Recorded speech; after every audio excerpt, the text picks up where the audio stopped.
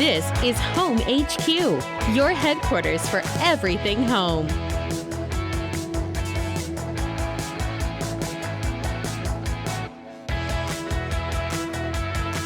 Hi, I'm Lee Kors, and this is Home HQ.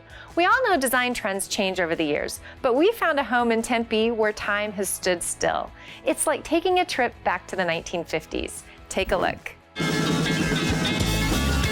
In 1957, Eisenhower was in the White House. American Bandstand started rocking around the clock, and Dr. Ralph McMillan and family moved into this brand new home in Tempe. I was 9 years old when we moved here, and it was a show place. A showplace turned time capsule. Really, nothing has changed. The house has been part of Barbara McMillan Davis' life ever since. It's never been sold or renovated.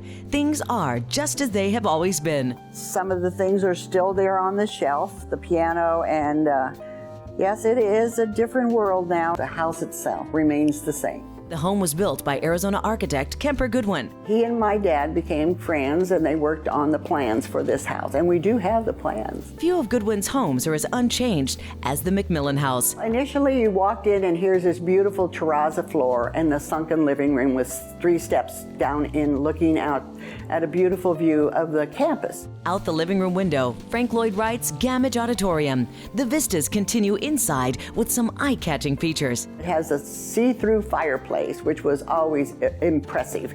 And then you came into the playroom, the family room, and where the bar was, and it was always immaculate. My mother was she kept everything beautifully. The playroom has always been the heart of the house. We had a lovely time here, and my parents did entertain a lot in the home here. The bar was the place where they hung out. Not so much me. I did when I got old enough to have a little snort. But anyway, my parents' friends, we have lots of pictures of them sitting here at the bar, and my dad bartending, and lots of laughter, and it was a good place.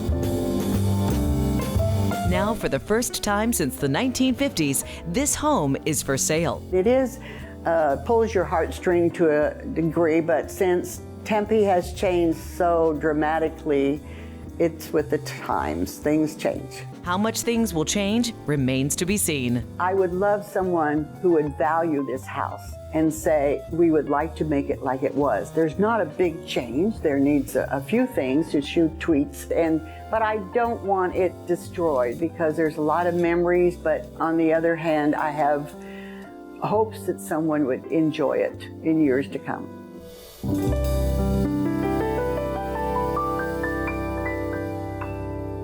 As we mentioned, this home is for sale. Here are the details. Located near ASU in Tempe. 3 bedrooms, 2 bathrooms, 2,768 square feet. The price, just over $1 million. In the heart of the Ahwatukee foothills, a house stuck in the 90s. Mauve was a really popular color. Tans and browns and things like that Has been given a major makeover. It's completely upgraded from the original 1990s feel. Hi, I'm Debbie Jennings. I'm a realtor with Realty One Group, and we are here in my newest listing in Ahwatukee on Equestrian Trail. Nearly every part of this 4,000 square foot home has been updated. The Tomcat Studio did the interior design, and it was a major project to bring this house into the 21st century.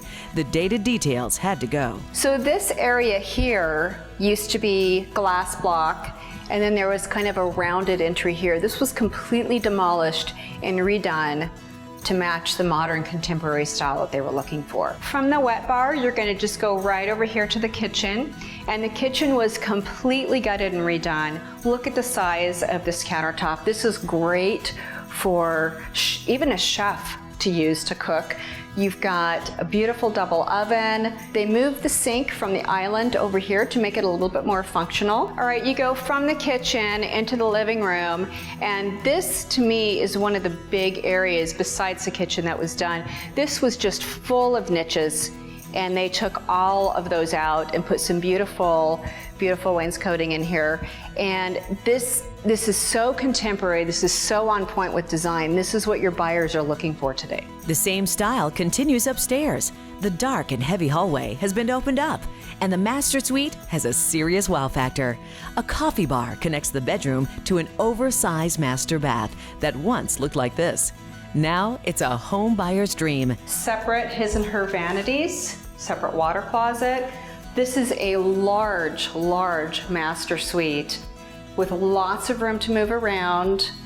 The tiles comes all the way through here. Just the extra touches they put on this with the trim, the subway tile, it's just beautiful, amazing. In the master bedroom itself, one of 4 fireplaces in the house. They're wood-burning fireplaces, and each one has a different element of tile. So you've got a slightly different design element just to bring some extra interest to the fireplace areas. The renovations continue in the backyard, where a once open ramada has been turned into an outdoor TV room. Well, who wouldn't love this great backyard? Here's the ramada transformation. It's got the extra wall with the TV.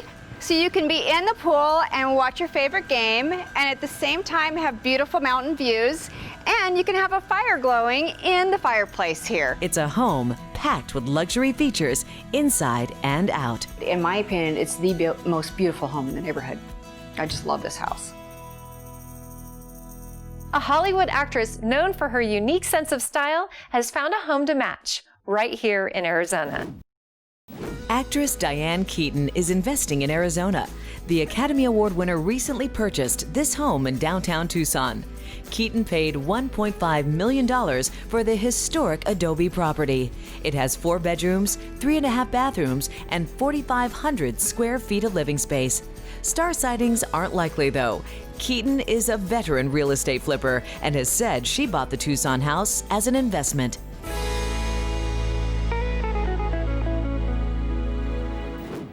We'll be back with more Home HQ right after this.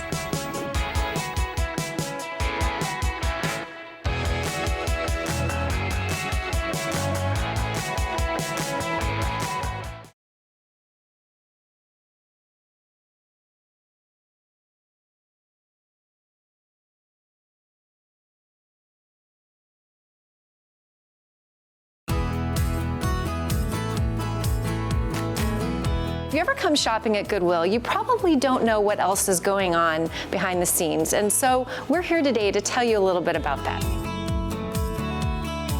What is the point of having the stores with the career centers? I mean, how do they integrate or how do they help each other? Goodwill is a nonprofit. We are a 501c3 nonprofit. So when the community generously donates their material goods to Goodwill, those items are put into our stores where they're sold, and revenue generated in the stores helps to fund our career centers. You know, you hear about this. You hear that Goodwill does find jobs for people or help people get employment, but I never really understood how that happened. So break it down. How does it kind of work? The misperception is when we talk about putting people to work, it's putting people to work right here in stores.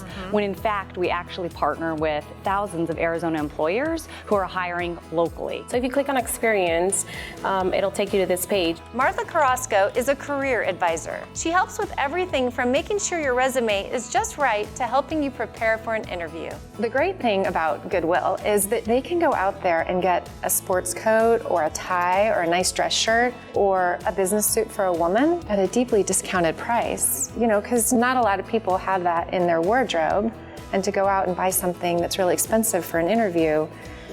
And then we always have that 50% off whatever tags on sale. We could always go and look for those color tags that are on sale, and that'll give them half price. It's like a one-stop shop. Yes. Get a job, get dressed, learn how to interview, learn how to do your resume. You have computers here to use. I mean, this is fabulous. Some of them come out pros already, you know, with their resumes and very proud of themselves. So if you're looking for your very first job or a management level position, Goodwill can help. Last year alone, we placed 45,000 people into employment. And that all starts with you donating to our stores and then the sales of those donated items in our stores. Now, the Triangle House in Tucson. It's hard to tell from the street, but this contemporary home is reshaping a neighborhood. Built by a design firm called Innovative Living, the home took its triangle form from the lot it was built on. Sharp, clean lines define the building's exterior. The modern minimalist look continues on the inside. A 60-foot-long kitchen, dining, and living space makes up the center of the house. Nearly all of the rooms have floor-to-ceiling windows opening onto one of 5 courtyards. Upstairs, there are the bedrooms and laundry. The high-end finishes and eye for design make this home a masterpiece of modern desert living. Here are the details on the Tucson Triangle House. 2,100 square feet of living space, open floor plan, 3 bedrooms and 3 bathrooms. There's a 1-car garage. The home is listed for $750,000. Now let's see what that same budget will get you in another part of the country. Here's what $750,000 buys across the river from Washington, D.C. in Arlington, Virginia. Quiet tree-lined streets and manicured lawns in a neighborhood with some of the best schools is what $750,000 will buy you in Arlington, Virginia, about 10 miles from downtown DC. And on the inside, let's take a look. This is a classic 1950s brick rambler. It's got 2 levels. You're greeted by gleaming floors and bright paint. The house is about 2,200 square feet, including a finished basement. So this is 3 bedrooms, and there's a full bath on this level, and there's also another full bath on the lower level. You're not going to get the grand master suite that you might be looking for. Closets are not going to be big. What the house lacks in space, it makes up for in charm. High baseboards, there's classic wood doors with lots of molding. Also, a classic black and white subway tile bathroom on the main floor. If you think $750,000 will get you your dream kitchen, think again. This kitchen has original cabinets from the 1950s, countertops that aren't real stone, and it likely needs new appliances too. The finished basement includes a living space and 2 bonus rooms, a full bathroom complete with pink tiles. And the ceilings are a little low. This is getting a little ridiculous. There's an unfinished area too that clearly needs some TLC. And water issues. The home sits on a 1/4-acre lot, quite big for the area, and the backyard is tranquil and picture perfect. In Washington, Alexandra Limon. In the market for a new home? Check out what you can buy for around $400,000. Condo living in downtown Phoenix, 2 bedrooms and 2 bathrooms in 1,200 square feet of urban living. Amenities include a walk-in closet and community pool. The price, $399,900. This single-family home is in North Phoenix near 7th Street and Thunderbird. The mid-century style home has 2 bedrooms and 1 3/4 bathrooms, 2,100 square feet of living space. The home has a pool with golf course views. It's on the market for $398,500. In Glendale, a bump in price gets you a bump in square footage. This 5-bedroom, 3-bathroom home is near 67th Avenue and Happy Valley Road. There's 2,900 square feet of living space. This home has a backyard built to party with an outdoor bar plus a pool with a slide. The asking price is $419,000. Now, a mid-century home tour. This is Roman Roads. It was originally called Roman Roads Apartments. It was built in 1964 with the 6th building constructed in 1970. Rachel Simmons is an expert in mid-century design. Well, I'm a professionally certified interior designer. I specialize in mid-century renovation. I'm also on the Post-War Architecture Task Force of Greater Phoenix. She lives at Roman Roads, a 6-building complex in Uptown Phoenix. She's going to give us a tour of one of the units. The entryway is the most dramatic feature. We have a front door that's kind of topped by a large panel and then covered by a cantilevered overhang. Then when you walk in, you are you walk in under a sort of a catwalk balcony that connects the 2 bedrooms upstairs, but you have this huge 18-foot tall ceiling. And then the back wall of the home is all glass. That wall then opens up onto what they called in the marketing materials the atrium, but it's actually a private back garden or courtyard that has a 10-foot deep overhang, so it creates really great shaded outdoor space, connects the interior with the exterior. Beyond the patio is a 10 by 20 sort of oval shaped cocktail pool, and every unit had one. Back inside, there's a great room that connects the new kitchen on one side. The design in this unit is sensitive to the original position and kind of closed off nature of the galley kitchen, but really brings it into the 21st century. To the living room on the other. This unit has a fireplace. Not all of them do. The bookcase, I'm certain was probably added by the first owner, because it definitely dates from the period, but it wasn't an option. And so I think that was kind of a custom insert. I know that it has a working record player that's all wired into speakers throughout the house. Then there's this really actually impressive kind of open floating staircase that connects the upstairs and downstairs. Upstairs, there are 2 master suites. One is larger than the other, so it has a kind of a dual sink vanity rather than a single sink like the other bedroom. The home is full of original features mixed with updates, making it ready for the next 50 years. Since the 1960s, the architect of Roman roads has been identified as Laszlo Sandor. But Sandor, now in his 90s, has revealed that he was just the signer of the work. The actual designer was famous local architect Al Beadle. In the early 60s, Beadle wasn't licensed to be an architect, so Sandor signed off on his work. I was in shock. I can't even articulate it. Definitely, I told you, every time I even think about it, goosebumps. For mid-century enthusiasts like Rachel Simmons, it's a big deal. Of course, we were really excited, and we got the Beadle family involved. We have since official Beadle signature plaques installed outside of each unit. And now, homeowners at Roman Roads are working to have the complex listed on the National Register of Historic Places. Stay with us. More Home HQ right after this.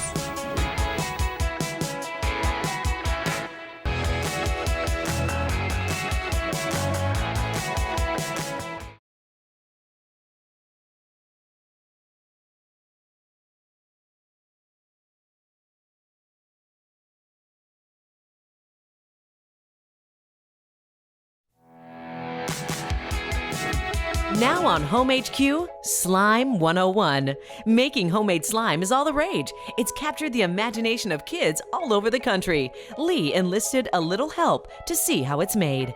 Today I'm here with my daughter Sophia, and she's going to show me how to make slime. She makes it all the time with all of her friends, and it's really like the latest thing that these kids are doing. So I wanted to learn how to make it. Tell me what it is step by step. Okay, so what you need some glue, and you're gonna pour in as much as you want. So that's a lot of glue. So that's the very first thing. That's like the base? Yes. Okay. I'm just gonna do just a little bit. Then the next thing you're gonna need is some borax, and it's what forms the slime. Then you're gonna just pour a little bit in at a time and then mix. Do you want me to mix? Sure. So I'm mixing glue and borax in hot water. All right. Then you're gonna add your shaving cream, so it's more like fun to play with. Oh. And it also can make it less sticky. Ooh, I like that. And after you mix it to the right consistency, you have to use your hands and knead it through. Okay. Play with it, and it's a great texture. Not too sticky. Yeah, it's great. But I like it when you make the really colorful ones, or the ones with like different charms and stuff in them and glitter and. So now we're gonna get some colors to add into it. So we use food coloring, and my favorite color is pink. So we're just gonna add a little bit of red, just like a drop, and mix it in. Then play with it. Normally it doesn't get on your hands because the slime kind of just takes it off. Then once you got the right color, you're going to add anything you want. Okay, so we're gonna use bubble gum because that's kind of what it looks like. It does look like bubble gum. Yes, and just a few droplets of that, just an essential oil. Now let's add some glitter and pom-poms to make it more fun. Now let's add some pink glitter. I love it. The shimmery glitter. Oh, that's so pretty. Now I would like to add some of this glitter because it's very pretty. Oh, yeah, that's a lot of glitter. Yes. And I always have glitter all over my floor. Is this why? Probably. Okay, so that's our slime. Is it less sticky? Yes, you can feel it. No, it's still sticky. I don't get it. Here's what you'll need to make a batch of slime for yourself: liquid glue, borax, and shaving cream. And to really kick it up, add in some scented oils and glitter. Good luck! Don't go anywhere. There's more Home HQ right after this.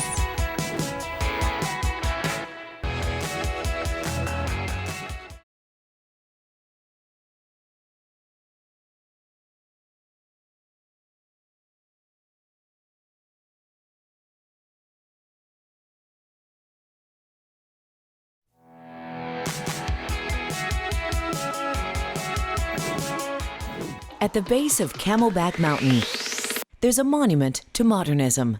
9,000 square feet wrapped around a water feature and pool. Inside, a custom spiral staircase leads to a loft area with views of Paradise Valley. The dining room has a colorful geometric ceiling and views onto the courtyard. This house is built to entertain. The dining room walls can open into the living area or be closed for a more intimate dinner. A museum-like glass hallway leads to the master suite and an explosion of color. Pink dominates from the carpet to the ceiling. The pink continues in the master bath with its Technicolor wallpaper. There's 2 of everything: 2 vanities, 2 showers, and 2 tubs. All of the main living areas were designed to maximize the mountain views. This home is a contemporary compound like no other. Here are the property details. Built in 1989, this home has 4 bedrooms and 8 bathrooms. 9,258 square feet of living space, plus a 4-acre lot. The asking price is $7 million. That's it for Home HQ. We'll see you next time.